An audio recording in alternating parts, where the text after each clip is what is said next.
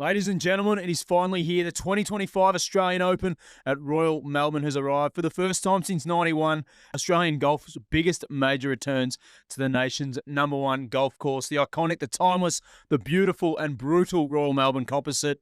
And what a way to bring it back. A star-studded field has descended on the sandbell today, headlined by a man who's just got the career slam, Rory McIlroy, the 2025 Masters champion, and a massive class of international raiders and homegrown talent. I'm joined by a couple of the big men in Australian golf for the biggest week in Australian golf. On the right of me here, Bradley McGill. Mate, welcome. Hello, Q. I'm excited. It's a massive week. It's so good to have high-level golf back on the composite course of Royal Melbourne. So good to wake up in your own bed and come out here and watch some incredible golf. I'm very excited and very relaxed. Get rid of the shit traffic and we would be absolutely pumped. Johnny from Johnny's Golf, former shop, great man. Fresh off the Brisbane PGA, the Australian PGA Championship, in studio here in inclement weather, Melbourne. It's nice to be indoors in a controlled environment. Brisbane was hot and sweaty, and a bit of hail was just there. I was like, oh, this is beautiful weather. Can't wait to get stuck into it, gents. We're flying. We've all got jumpers on. We're freezing. Got the new Teed Up jumper on. Thank you for everyone who has supported that. Now, boys, let's get into it. David Hughes got it done at the BMW Australian PGA Championship in amazing conditions. It was Johnny and I were up there. I was up there from Thursday through to Saturday. You were up there earlier in the week. Humidity, raining, not raining, massive flash storms. Evacuated the course for a little bit there Saturday. Well done to him. He's a superstar.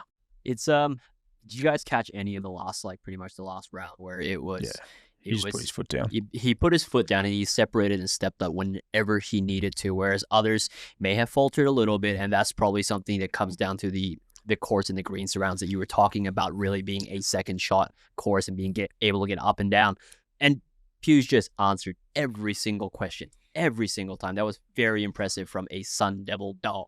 Yeah, the Sun Devils, unbelievable, holding Australia's two majors currently at the moment. So obviously Riggs Johnson, Arizona State teammate of David Hughes, they're very good friends. Winye Din came second, David Hughes, Sun Devil. And, of course, David Hughes, Sun Devil, home of, we spoke about it in last week's pod, John Rahm, Phil Mickelson. Yeah. You name it. If you're a Spanish, Ballesta, who just won in Saudi, he won the big, he would have won this tournament, I'm telling you now, in the BMW PGA Australasia. But I saw him in the Players' Lounge during the rain delay on Saturday, and the intensity he was playing table tennis with had to cost him shots in the afternoon. He was going for it. It was unbelievable. I was like, mate, you're 4 holes through. You're 4 shots off the lead. Just save some for the rest of us. But the intensity that he had on the table tennis course was unbelievable. You know who else is a Sun Devil dog? Waco. Waco's a Sun Devil? Waco's a Sun Devil. I'm going to Sun Devils. I think if you want to... I'll be a paying student. If you want to win in an Australian major, there's your pathway right there. Sun Devil. Well, we've got last 2 Australian Open winners. Obviously, Waco won up in Sydney. Yeah. Riggs. Yeah. And then Hughes has got, oh my gosh.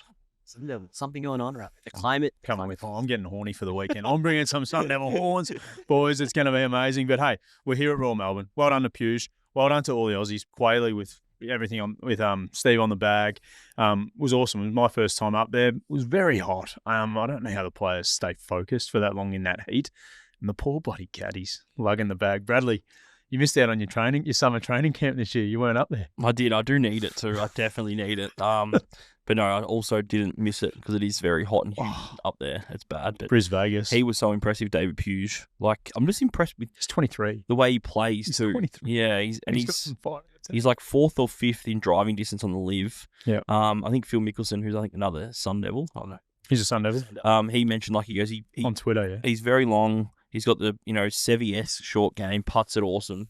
He just plays so aggressive and just takes golf on. He's sort of seen this in all the stuff through the DP World Tour and then obviously moving into Live and then this week. And yeah, he's an absolute star. I think he's probably top, even before this week, but he's close to top 20, I reckon, in the world. Yeah, he's going to be a top 10 player in the world if he keeps going the way he's going, because he just plays fearless, aggressive golf, and it's where golf's moving, and he's just leading the charge. Yeah, well, he's taken up his style of game. He's taken up his DP membership, and doesn't really care if he gets the fines. Obviously, he's on the live golf, so he's probably on a good wicket. But awesome to see what he's done. His last sort of 5 starts in international golf, so off the live tour.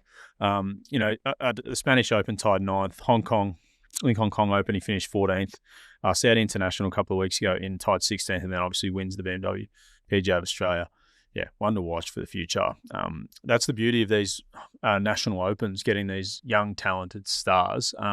And the first Spanish guy to win the BMW Australasian PGA Championships is Seve Ballesteros back in 1981. Seve actually won Australian Open. It was here at Royal Melbourne that Seve won that PGA. So, bit of nostalgia. Can he go back to back and make some history this week? Who knows? With the way he played, with the firepower breathing down his neck. So stone, sort of like Riggs last year at Royal Melbourne with the quality, like Leash, obviously in a tie third. I think that's his third finish at the PGA in history. He was doing well. He was sort of he was a few shots back at the start, and he just sort of made ground. But obviously, David Pujan, like when he Pujan was home with 6, like the afternoon, the last 2 hours. You're like, he needs to hit a bus. Yeah, he just took control, didn't he? Like those birdies on he birdied 2, 3, 4. 2, 3, 4. 1, 2 are like birdie holes, but like 3's tricky and 4's tricky. That cut 6 on and that 3 was back flag into a pretty stiff. Yeah, that's an incredible shot with a 6 iron. But as I said, he's so aggressive, very impressive. And speaking of firepower, what about the fireballs? So you've got Sergio, obviously, but you've got Puig, who is just Ballester, and then they reckon they're potentially going to get Massaveo back. He's good too. Instead of Ansar. He's only young. Like, they might not be the best team next year, but watch out for them in 2-3 years. They are going to be very, very good. I don't know why they can't be the best. Well, they can be, but Sergio's still got it.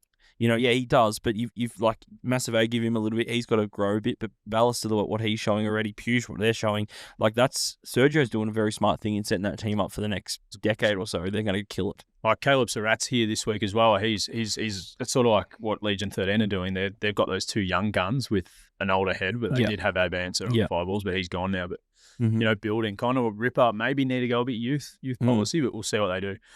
Boys, we're here in the Australian Golf Australia's media room. Inclement weather outside. It's amazing. We've got some tapes up here on the right. It's not the most picturesque studio that we've been in, but what was there? The Heineken Classic from 1998. It was pretty cool to look at the tapes and see. I wish I could just whack it on and have a look. Yeah, they're all. Haven't seen VHS. That's so cool. So if anyone does have a VHS player, let us know. We would love to borrow it. But and today's podcast is of course brought to you by our proud partners, GolfBox, Australia's #1 golfing superstore. Black Friday sale is now over, so if you missed out, bad luck. But I'm sure if you keep your ear to the ground, that GolfBox will have some bargains throughout the Australian Open week. You can still enter our competition. All you have to do is pick a name that you like to win. They don't have to win. You just have to enter to win a $100 GolfBox voucher and some Australian-themed golf equipment. So amazing for our friends over there at GolfBox, Australia's #1 golfing superstore. Now, boys, we're here on property. You've had a little look. You've had a chat with CJ this morning. Mm-hmm. I played here on the West Course not long ago. The infrastructure there, if you came last year to Kingston Heath, it's doubled in size what they're doing. There's almost a party on every hole. There's a lot of infrastructure, drinks everywhere. If you haven't listened to the chat that I had with Antonia Beggs, who is heading up the Australian Open for 2025, do that. She speaks so passionately about the work that goes in. They don't just go, we're going to have a golf tournament at Royal Melbourne. I'll listen to that on the way in. Well done. She was awesome, mate. She's polished. We're in very safe hands with her running Aussie golf majors. So she's had 13 years experience on the DP World Tour, run Ryder Cups, all that sort of jazz. She got Rory here. She's not claiming it, but she's got Rory here. So, awesome. Go and listen to that. The buzz is here. You can even tell with the players last week. They couldn't wait to get down to RM. And I'm really, really excited to be here as well, boys. Let's chat about the course. Johnny. It is, one of the most special places in the world, let alone Australia.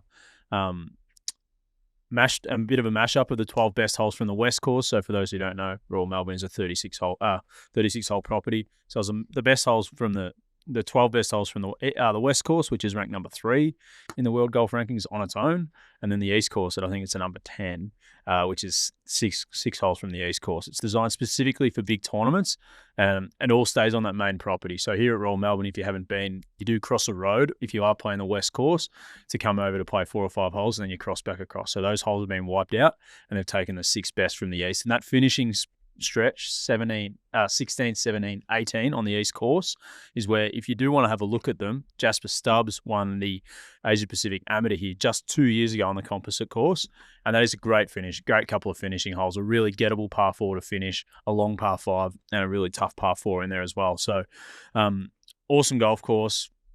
the routing, it's the old Composite as well. So they've only been like 4 times they've played. So there's different ways they can play the golf, but only 4 times in history. Yeah, it'll be slightly different from the Asia Pacific Amateur that we did see. So some of the holes, if our listeners are familiar with it, will be different. Just the numbers, just sequentially, only because they needed to have a 2T start. With that tournament, this tournament, they don't need to have a 2T start. And they're not, which I love. Everything is going off 1. So just from your reference perspective, so much better. That doesn't look like it. That's the reason why. As you said, 12 from the West, which is Dr. Alistair Mackenzie, widely regarded to be one of the best architects ever to have lived, and the other 6 are from Alex Russell. So his associate that he came over and trusted him to deliver a lot of the stuff for. And Alex Russell, his resume reads really, really well as well. And just because it's the East course doesn't mean it's any less of a challenge. And Brad, I'm sure we'll talk through some of the holes later. But for me, just walking around, only seeing it on TV, and for today, just even getting out there is just insane. Just the amount of aura and the sheer scale of just the bunkers and the green sites and the approaches. Everything about it is as you would dream of. I think this course lives up just to the hype. I only spent 30 minutes looking at it, and I'm already just salivating, waiting for that weather to blow over and get out there. It's going to be awesome. It's just such an impressive venue, though. That's the thing that, you rock in, you've got, with what Golf Australia are doing at Sandringham here, where we are at the moment, you've got a 300+ meter driving range here.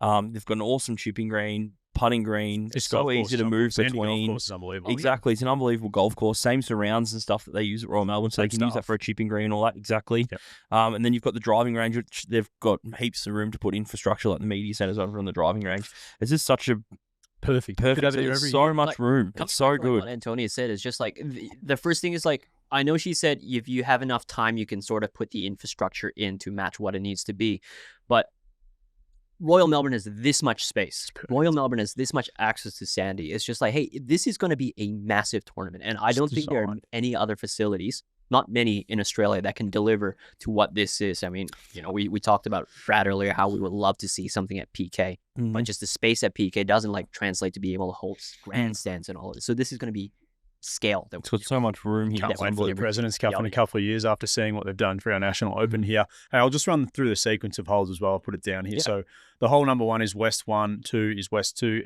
3 East 1, 4 is East 2, West 5, East 6, West 7, West 10, West 11.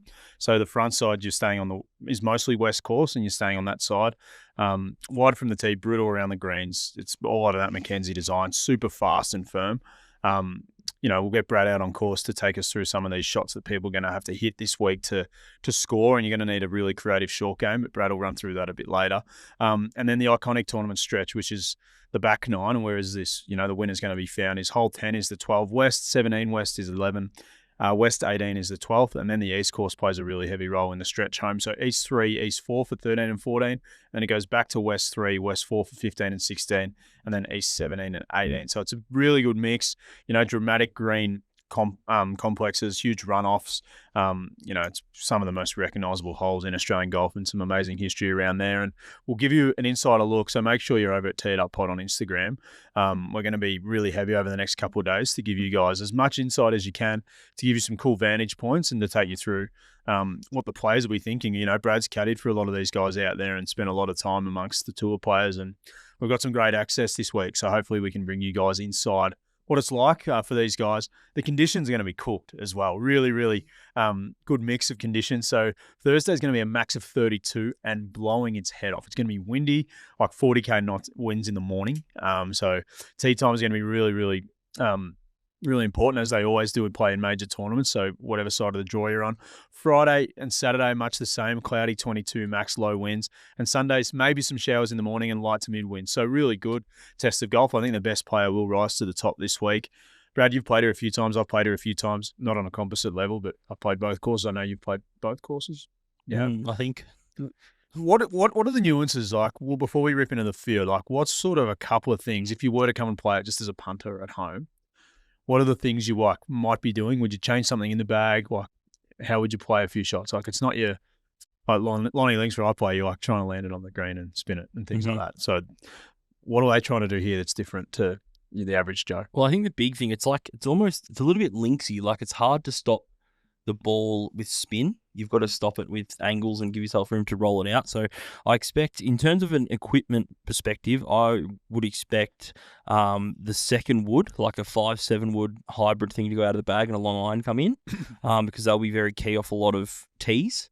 So if you can hit them well enough, I think they'll be in the bag.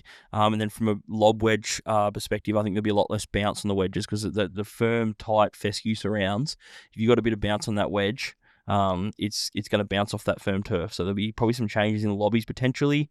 I know Cameron Smith famously used a wedge with 0 bounce, or he tried to get a wedge with 0 bounce when he played back in the World Cup. I think it was at Metro. So yeah, that's sandbelt golf. You need low bounce on your wedges. So in terms of the course, it's not overly penal off the tee. It is if you get wide, but it's not that's not the defense of the golf course. The defense is the angles. You've got to use your angles. So like you've got to hit, you not just have to hit your 2-iron on the fairway. You've got to hit your 2-iron to the left edge of the fairway to get to a pin that's tucked in on the right hand side. You've got to use your angles. You've got to be smart. Don't short side yourself. Those sort of things is what we expect. So, and the thing is, it's going to get a lot firmer and faster than the average member would play it at. Yeah. So that's why it's going to be so different. And even like Johnny and I, we walked the first hole with Cam before the rain come down this morning, and he hit a chip shot, and I'm like, oh, that's not pretty quick. And he's like, nah, that's really quick. I can't believe that ran out so much. So even already on the Monday, the ball's running out a lot more than what even Cam's expecting. Awesome. And there's like with that Thursday, with the hot, windy weather, it's going to get wild, and it's going to be fun. Shout out to Wednesday as well. Wednesday's looking great. Exactly, awesome. Which is what we need. Yeah, we need to bake it out, because that's the only. That's the carnage. Thing. We do. We want carnage. We want them complaining. And that's the thing. I just want people to know when you're watching the golf, because even I was like, Johnny was there with Cam. Even I got a bit confused, because I watched and I thought, oh, that stopped pretty quick. And Cam, like I said, Cam goes, no, it didn't, because they are so good with their wedges. Like the shot that Cam probably hit was going to, like a little 10-meter lob wedge, going to take 1 bounce and stop. It took 1 bounce and rolled 5-6 meters. For the average punter who, leads the handle forward or can't catch the ball as good, you might think it looks normal, but it's not. They're going to be like playing some incredible shots to stop these balls around the greens. Yeah, pumped, fired up. Cut line, what are we expecting roughly? I reckon 3 or 4 under makes cut. Under. I reckon it depends on the weather. I reckon if it gets as crazy as you think, you could be. I reckon the winning score's going to be around 10. I reckon it could be, and the cut will be around par, but depending on the weather. Nice. I want the cut to be like past 10. I want it to be. Yeah, we'll just see though. As I said, it needs to bake out. If it doesn't bake out, then you could see a scoring fest. Could be, which I hope not. Could be. Like one of the things about Royal Melbourne is always like, oh man, it's such a short course. It's such a short course. It's like, well, that's not, length doesn't matter. But if you have that, length doesn't matter if you have that ability to make it firm and fast. And at the moment, it's fast. It's definitely fast.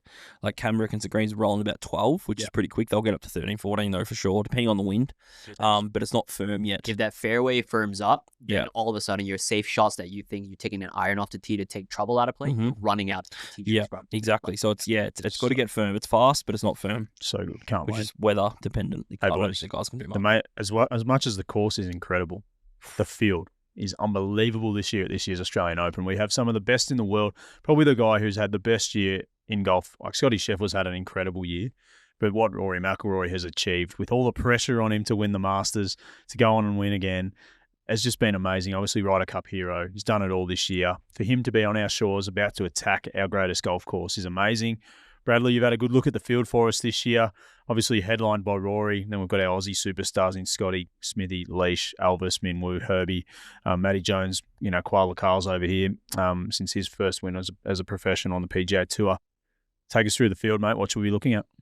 I guess the thing that I noticed going to look at it is I started writing down names of good players, and I sort of thought, this could fill half the podcast if I mention all the players that I would normally mention. So that just shows you, and it's going to be so good for people coming to watch, because if you do truly love your golf and you follow your golf, there is 40, 50 names there at least that are household, high quality, incredible players. So it's not normally Aussies. You get your Adam Scott, you get your Cam Smith. You've added a couple Minwoo, but you get those guys, and you get the odd little international just to add in, and you've got maybe 3 feature groups. We're going to have 10 to 15 groups that are going to be like unbelievable to watch, and that's what I'm so excited for. So I mean, I think for the people coming to watch, there's going to be some real great value in watching, the 6th, 7th, 8th groups now, not just the top couple.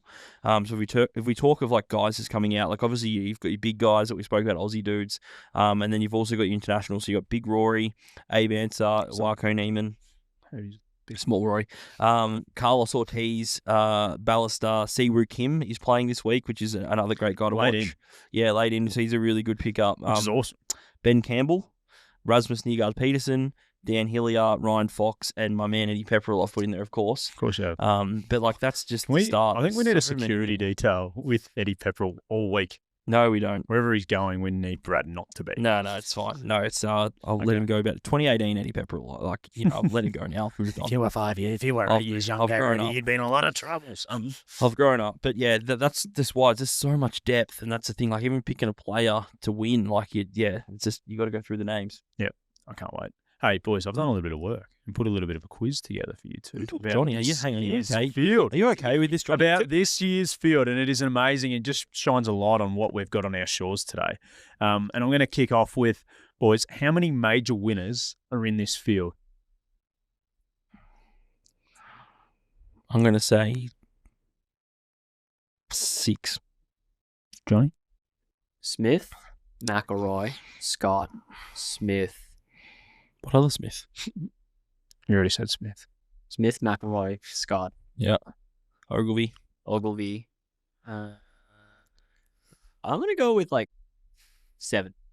There's 5. There's Rory, Cam, Scotty, Danny Willett, and Jeff Ogilvy are in the field. Yeah. Okay. 2025 winners. We've had winners across all tours pretty much in the world playing this week. PGA Tour, Live Golf, DP World Tour, Asian Tour, Sunshine Tour, PGA Tour Champions, and PGA Tour Australasia. How many players in this field have had wins this year? A few of them have had multiple wins. Out of the field, how many? There's 156 in the field. How many have won this year on their respective tours? I'm going to go 15. 23. Johnny, very close. 22. So 14% of the field this year have won in 2025. So I'm just going to list them just so that everyone knows. Rory, Leishman, Carver Lips, Minwoo, Ortiz, Munoz, Puge, Peake, Morrison, Fox, Niemann, Ballester, Becker, Ormsby, Sanchez, Wood, John, Batista, Martin, Crawford, Green, and Steve Allen. So great list of winners. To win on an international scale is unbelievable. All those guys have done it. And in this field, how many players have won an event around Royal Melbourne, any form of the course? In this field today. Is it a professional event or any event? Any event. An event. Even Saturday. An organised golf event, which is, either a high-level amateur event, or a professional golf event. I'll say 7. I'm actually just going to go out on a limb, but I reckon I'm wrong. But I'm just going to say 2. No, there's 4. So Jasper, Ryan Peake won the Sandbelt Invitational on this course in a playoff with Dave Micheluzzi just last year. Mm-hmm. Adam Scott, the 2013 World Cup of Golf, and David Micheluzzi, 2018 Master of the AMs. Well, I knew Dave and Jasper. So there you go. So Dave is a defending champ. Final question. Who was the last winner of the Australian Open at Royal Melbourne in 1991? He's a well-known Australian who's had an incredible career. Ian Baker Finch. No. Damn it. Greg Norman. One more. One each, and then I'll answer. You won't get it. I would say like Peter Long. No. Oh, hang on. I'm going to yes. I'm going to say Peter. Is it Radar Riley? Wayne Radar Riley was the last winner here at Royal Melbourne back in 1991. So the last time that the Australian Open was hosting him. He should be. I don't even think he's here, which is disappointing. Yeah. But hey, depth of field, quality of field, history in the field, unbelievable. Boys, we've gone and done a little bit of work on players we should be watching this week. Johnny, you can take the bat. You can take the ball, mate, off the long run. Who's someone you were looking forward to see? Have you washed your hands yet after you've met this guy? I've yet to wash the hand. Clever. It's sort of. I'd never watch. Minwoo is one to watch for me. I mean, after, I was hoping you would get the win. You just changing notes. Yeah, Wacko. You just told me. It's like, oh, what? You shook Wacko's hand. Yeah, and. Oh, no, it doesn't get air. Apparently you wet yourself. That's what she said. Okay, well, we'll give 2. I got. And you just got rid of him. Well, I've got two big dogs. You might as well have two big dogs too. All right, I got two big dogs. We Okay. got one Minwoo. Minwoo looked like he had 3 rounds of like really good form after I made him a coffee, and then last round couldn't quite get it done. Should give him a double shot. Should give him a double shot. I gave him a double shot. I'd give him a triple shot next time. Fire him maybe a up. triple shot. Maybe triple shot again. Injected into him. So that's that one. And Wako, who has won a round here before, not here in Royal Melbourne, but at a Sandbelt at the Australian Open in 2023, at the Vic and Kingston sort of mix up. And So he's played the Composite too. he has played the Composite, so he does sort of know He's what it streaky as, takes. man.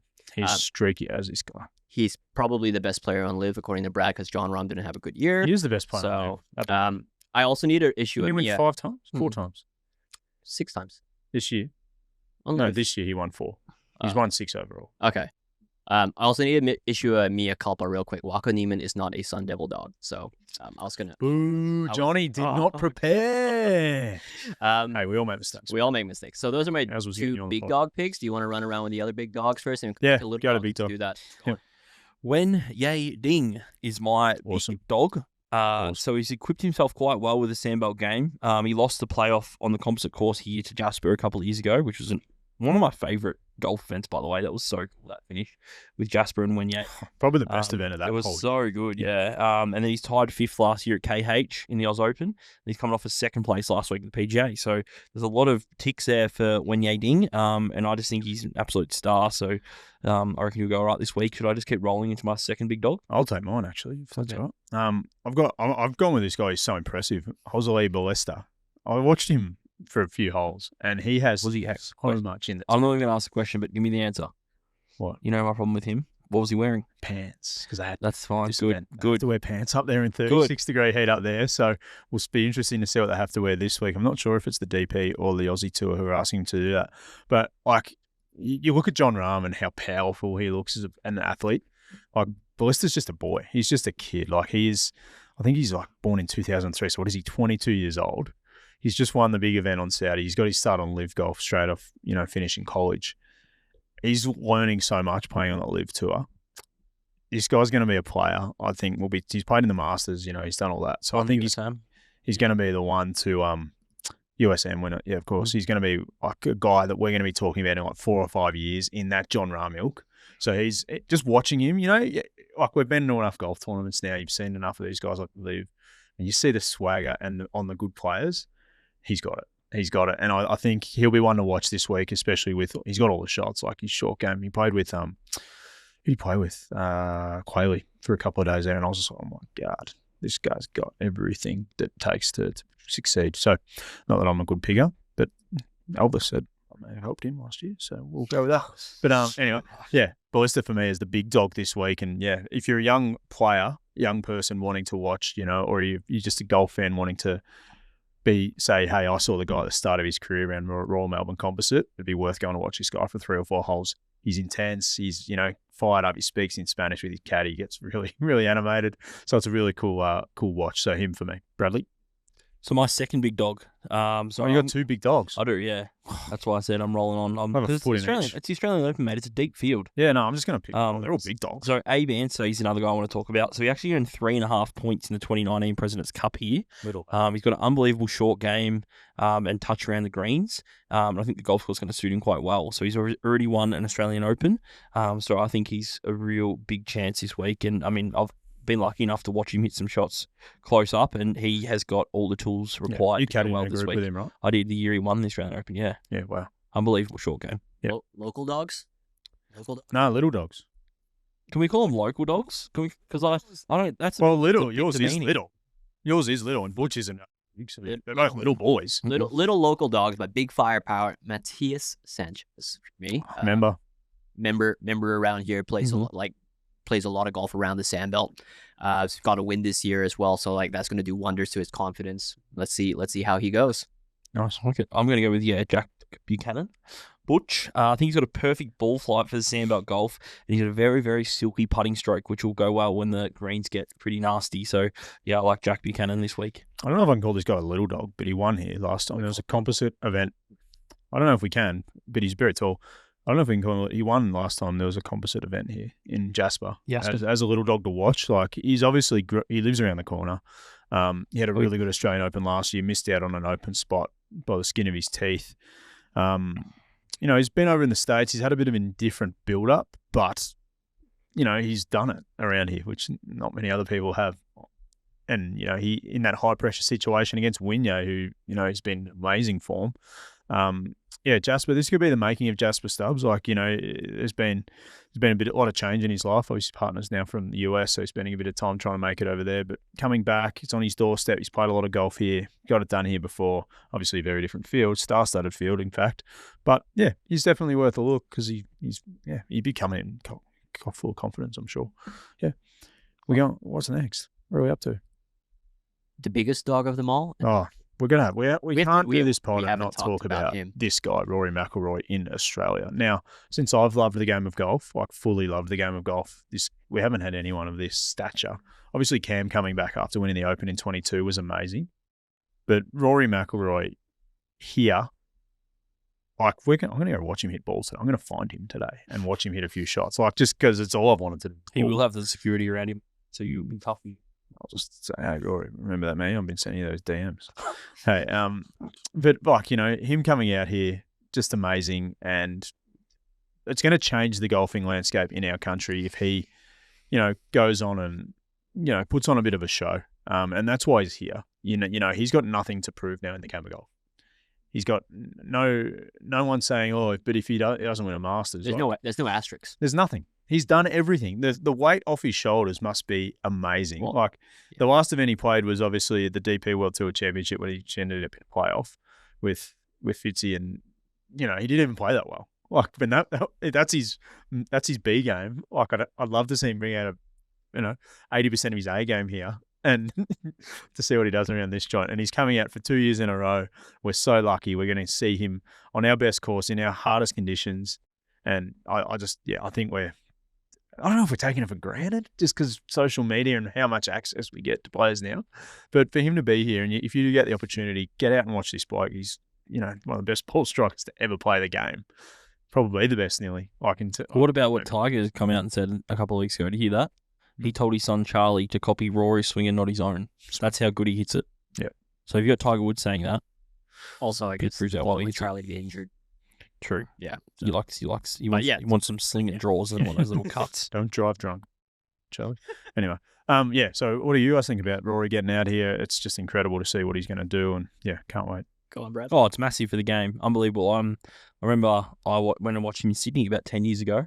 I was a big fan of him for a long time, and yeah, it's just so good. And the crowd's going to be humongous. It's going to be crazy to get a good look at him. But yeah, that's why we're here today. What a year to have him. Yeah, what a year to have him. Like after he's just completed the Grand Slam. Big shout out to Antonio, who we had on the podcast last week. Obviously knows his manager and knows Rory quite well to get him out here. But Rory's been a bit of a champion for Australian golf under the radar the last few years. As much as all the bullshit with Live Golf and how much he didn't like it and sort of took the PGA side a little bit too literally at the start.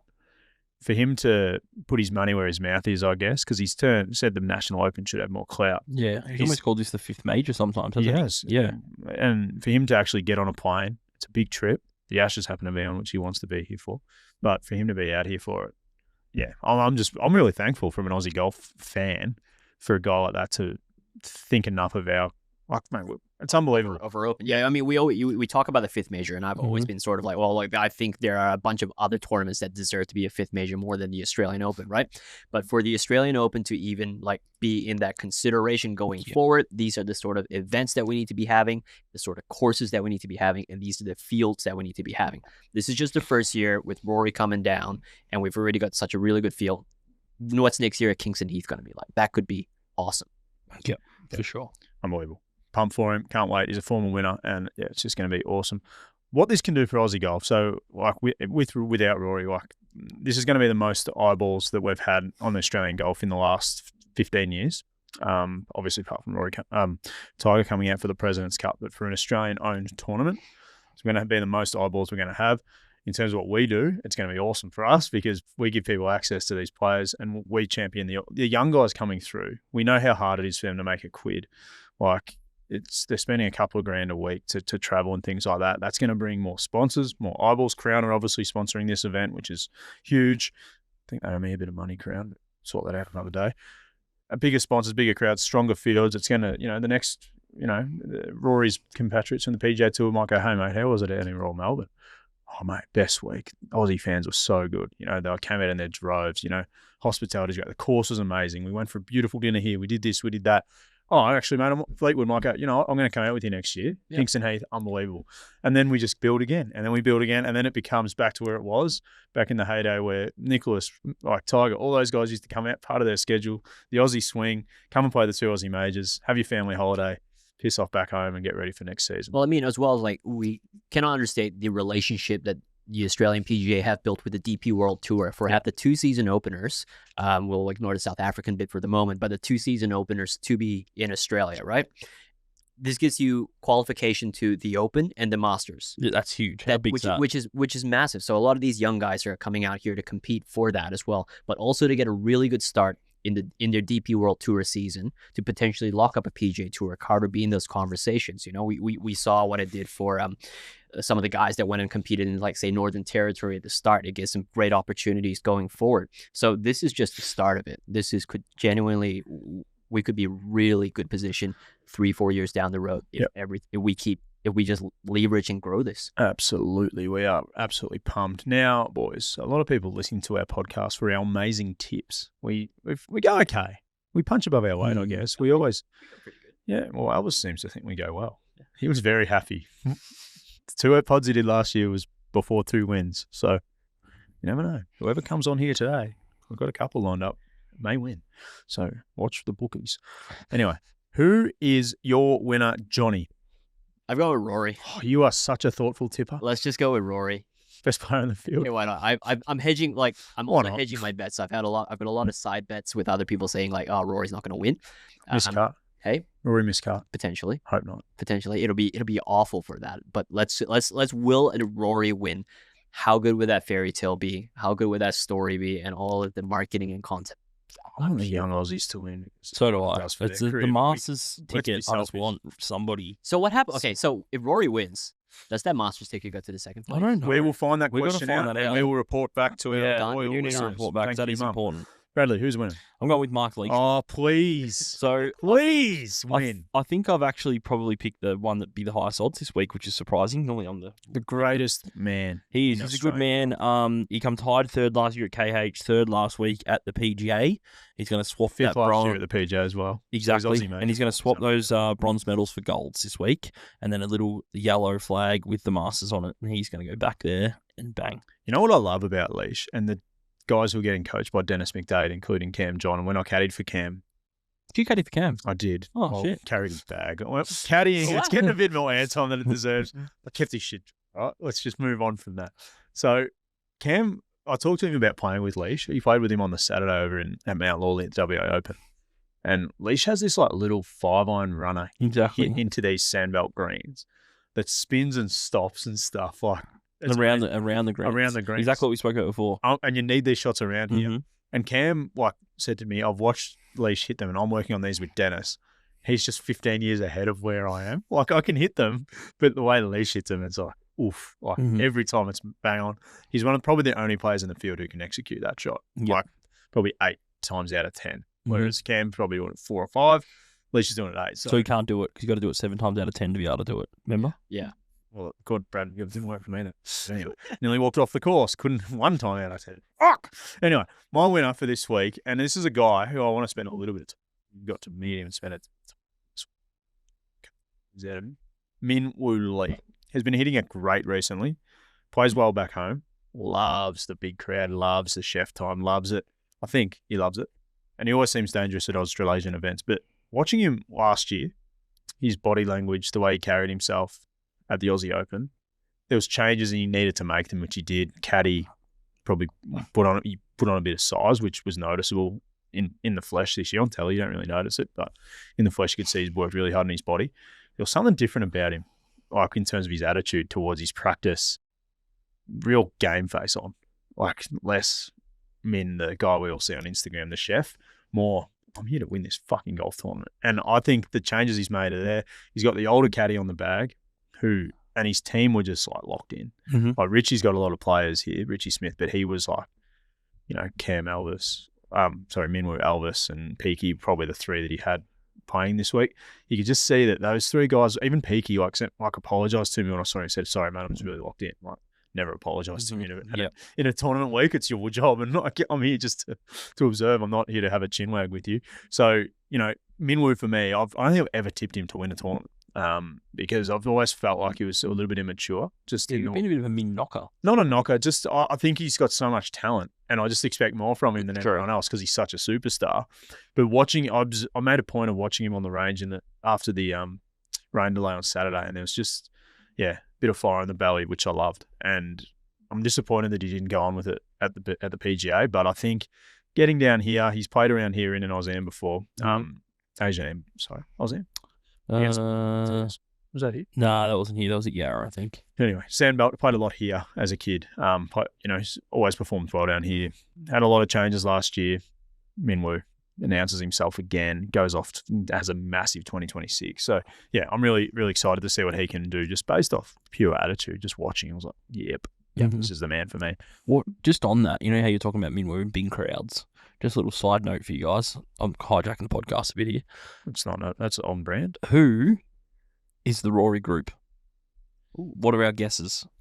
Adam Scott. Mm-hmm. Do you know, do you? You got to smile like you know. How would I know? I don't know, because you're just a slimy little bastard. I'm going to guess it's like Rory, Adam Scott, and... That's so predictable to have them two together. Yeah. I reckon they go Rory. Masters champion, Danny Willett. I'm sorry, I reckon they go Cam Smith, Rory. Yeah. And like a Kabori or Erasmus Peterson or someone like that. Because you can't. And then you could have Scotty, Leash, and another one. Correct. Because I don't think, I don't know. I don't think you want to go too much firepower in each group. But that's why I think you need to have only PGA, but only one Aussie in the main with the big dogs. So like one Aussie instead of. I reckon maybe Waco or. Oh yeah, you got Waco. That's what I mean. How many good groups? So Waco, Rory, Scotty. We're gonna do it one. Is that where you're going? I reckon. I'm going. Marquis a Marquis. I'm going Cam, Minwoo, Rory, and then I reckon it'll be Leash, Scotty, and David Puge. You get four different. That's what I mean. Different players. You got them, then you got Waco. Then you got Waco. Three blokes all here. There's so many. No, but based on television, it'll be like try and.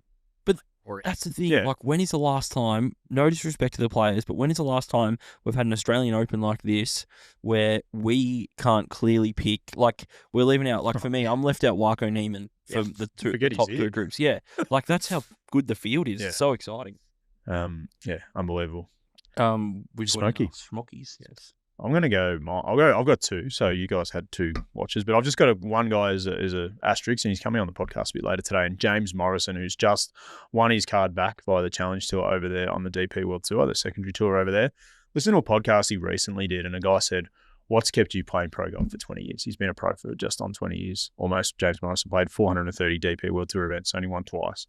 And he goes, "If I couldn't chip and putt, I'd be selling pies in a shop." So around here. He had a really good week last week as well. He's played a lot of golf here. He's married an Aussie, so he's one to watch in terms of the short game. But my guy to watch from an Australian standpoint is Nathan Barbieri, who hopefully we get a bit of access to this week. Exceptionally accurate off the tee. Can pretty much drop it anywhere you want. Like, you hear guys joke about him. How many fairways did you miss today, Barbs? Because I know he's probably going to say 0. Like, he's quality long irons, quality with off the tee. So you know that for a fact too, Brad. You've played with him before. Short game, huge tick. Breakout looming. Like, I think Barbs is just that win away. And it wouldn't surprise me if he was like, leading the tournament after a couple of rounds, Barbs. He's just that good. And yeah, like, I don't know.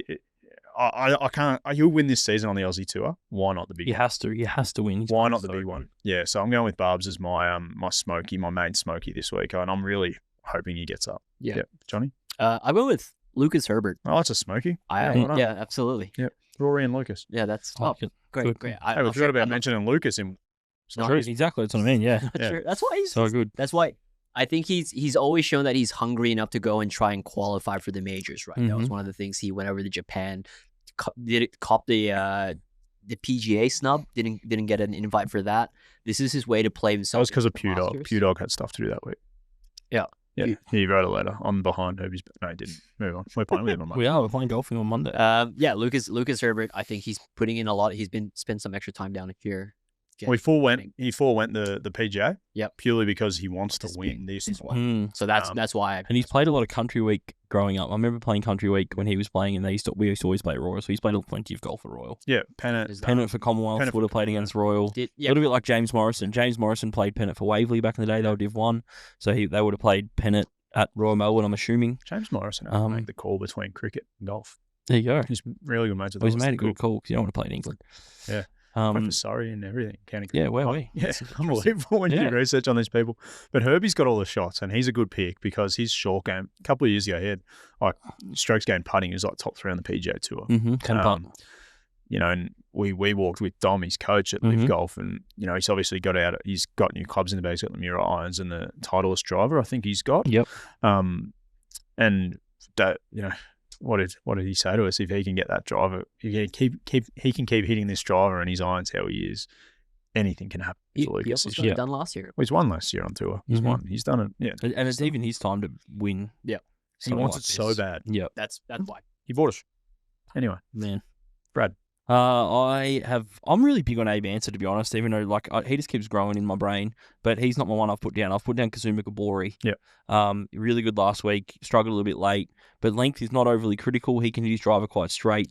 He lacks in ball speed, but he can put his driver where the other guys are putting their irons off the tee. So it's a massive advantage for him. And his short game is obviously elite. So it means if people are coming back to him off the tee, that's such a big advantage for him. So I think he can go to work. He's in good form. Yep. I saw him in the gym this morning when I walked past. He was on the exercise bike. Shifting some tin. He was on the bike when I walked past. So no, he's one for me that I reckon if there's a golf course that he can go well at, it's this one. Remember how when he dominated the Aussie Tour, the Wayback Series, he just putted everything. Like unbelievable.